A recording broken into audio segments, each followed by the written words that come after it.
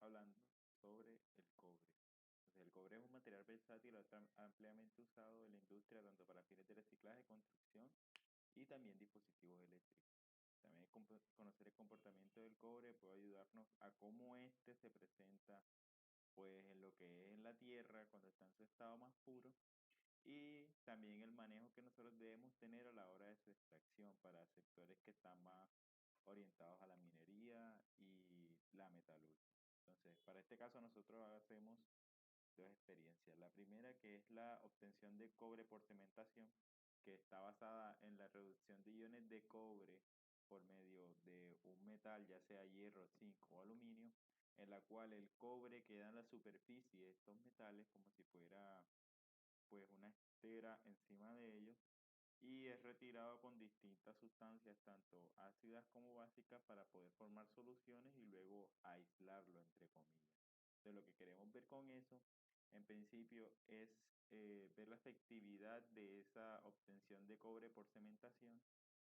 Y en segundo, también vamos a hacer el experimento de la creación de la sal de Mor, que es que por medio de los reactivos resultantes del proceso de cementación del cobre, nosotros vamos a obtener la sal de Mor. A esta sal la tendremos en fase líquida, lo cual la cristalizaremos por medio pues, del enfriamiento de esta y usando una máquina vacío acompañada de un embudo de Butcher, haremos la filtración al vacío para poder aislar totalmente el líquido de la sal de Mor, que es lo que nos interesa en esta experiencia.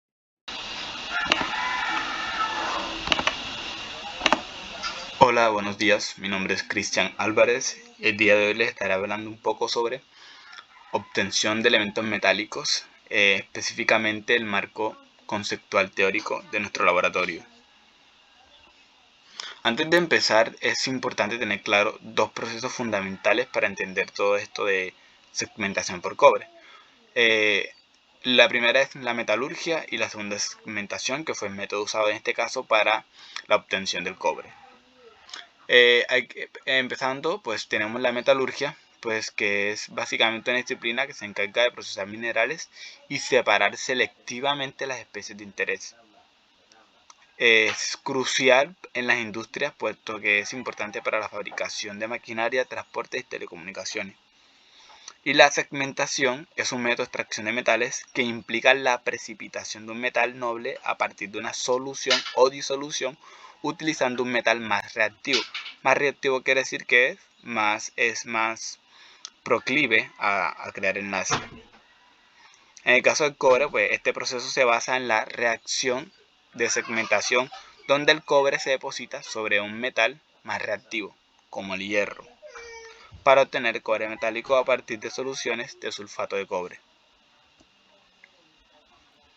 Ahora bien, hay tres, por decirlo de esta manera, ramas dentro de la metalurgia, que es la pirometalurgia, hidrometalurgia y la electrometalurgia.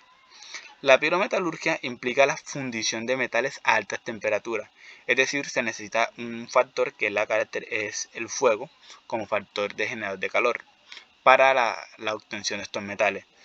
Caso contrario es la hidrometalurgia, que se refiere a la subutilización de materiales en soluciones acuosas. Y por otro lado tenemos la electrometalurgia, pues que es el uso de la energía eléctrica para obtener metales puros. Vale, dentro de la segmentación, que fue el caso que se utilizó para obtener el cobre, pues este proceso se basa en la reacción donde el cobre se deposita sobre un metal más reactivo, como has dicho anteriormente, que es el hierro, que en este caso fue nuestro agente reductor. Dentro de las ventajas de la segmentación se incluye la capacidad para recuperar materiales valiosos en soluciones diluidas. Es bastante económico y su proceso, sus métodos son bastante simples. Sin embargo, debe considerarse factores de presencia de impurezas y eficiencia en los procesos. Es decir, al ser tan simple, en el resultado final es muy posible que se encuentren impurezas, es decir, materiales no deseados dentro del proceso. O sea que disminuye su eficiencia. Vale, entonces, hablando específicamente de la segmentación para la extracción de metales, tenemos que hablar un poco sobre las características que tiene el cobre. Y el cobre es un metal con propiedades físicas y químicas distintivas. Ya como podemos ver en la diapositiva, tiene una masa de 63.54 gramos mol, la densidad de 8.9 gramos mol, tiene puntos de ebullición y de fusión bastante altos, o sea, sobre 1000 centígrados, y químicamente es un conductor eléctrico, razón por la cual el cobre tiene una amplia aplicaciones en la industria, pero su uso más destacado es la fabricación de cables eléctricos, y esto debido a su alta conductividad eléctrica. Eso de conductividad eléctrica quiere decir que el cobre es un conductor y es tan eficiente que pues es usado para los cables, pues, puesto que es como el transporte de las cargas eléctricas y de los fluidos eléctricos. Ahora bien, esa conductividad quiere decir que los electrones tienen más facilidad de movimiento dentro de este material. También se usa para fabricar componentes electrónicos, equipos de refrigeración, tuberías de agua, monedas, entre otros productos.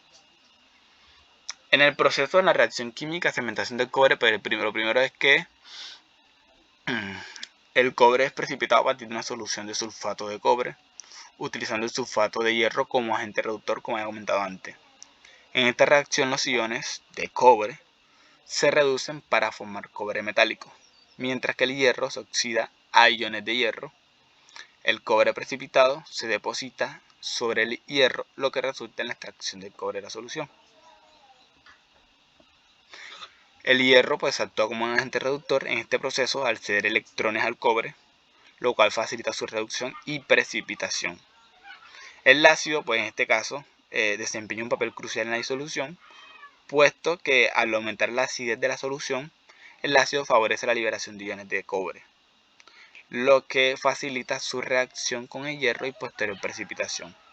En la siguiente imagen pues podemos ver una varillita de hierro dentro de un contacto acuoso, agua, y vemos cómo al introducirse el cobre con el sulfato de hierro, estos dos, pues al reaccionar y el hierro es un poco más reactivo, pues cede esos electrones y se segmenta el precipitado.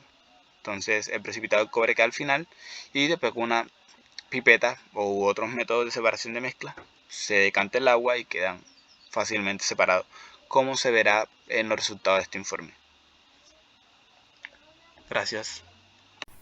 Buenas tardes, ¿cómo están? Mi nombre es Juliana Sánchez Reyes. El día de hoy les voy a hablar sobre un experimento que realizamos en el laboratorio pasado, que es la obtención de los elementos metálicos. En este caso me centraré en los materiales y métodos que pues se desarrollaron y se utilizaron en esa práctica. ¿Okay? Comencemos por los materiales. Utilizamos la pesa sustancia, probete de 100 mililitros, pipeta de 5 mililitros, equipo de filtración al vacío, espátula, estufa, el embudo, vaso de 200 mililitros y también utilizamos reactivos como el sulfato de cobre pentahidratado, clavos de hierro, etanol, ácido sulfúrico, entre otros. Discusiones y resultados.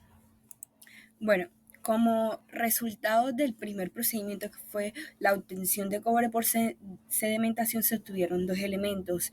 Se obtuvo sulfato ferroso y se obtuvieron 1,732 gramos de cobre.